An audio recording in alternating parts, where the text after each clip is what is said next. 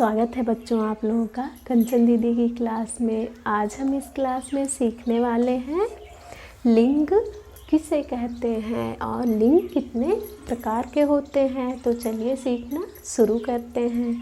देखिए, हिंदी व्याकरण में लिंग को समझना अति आवश्यक है। तो चलिए आज हम लिंग के विषय में पढ़ते हैं। देखिए, लिंग, पहले हम लिंग का अर्थ जान लेते हैं कि लिंग कहते किसको हैं। लिंग शब्द के जिस रूप से यह जाना जाए कि वस्तु स्त्री जाति का है या फिर पुरुष जाति का है, तो ऐसे शब्दों को ही लिंग कहते हैं। क्या कहते हैं? लिंग कहते हैं। अर्थात जिन शब्दों से किसी वस्तु का स्त्री व पुरुष होने का बोध हो, उसे ही ऐसे ही शब्दों को ही लिंग कहते हैं। ठीक, हिंदी भाषा में लिंग दो प्रकार के होते हैं। कितने प्रकार के? दो प्रकार के।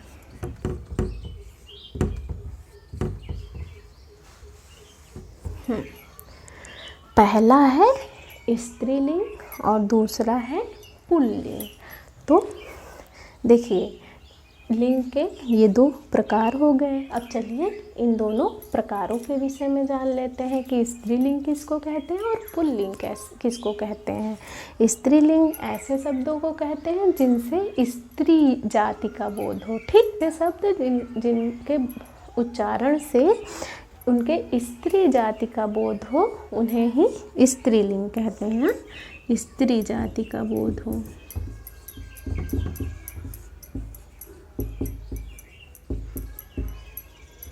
यानी ऐसे शब्द जिनके उच्चारण में उनके स्त्री जाति का बोध हो, उन्हें स्त्रीलिंग कहते हैं। अब चलिए पुल्लिंग देख लेते हैं। पुल्लिंग किसको कहते हैं? पुरुलिंग यानी उनके पुरुष जाति का बोध हो, तो ऐसे शब्दों को पुरुलिंग कहेंगे।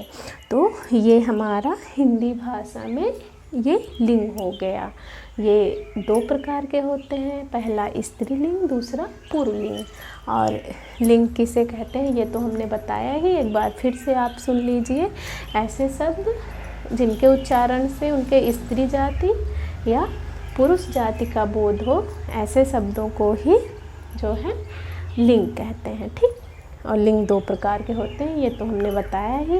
तो बच्चों, इसी के साथ हम अपना ये वीडियो यहीं पे समाप्त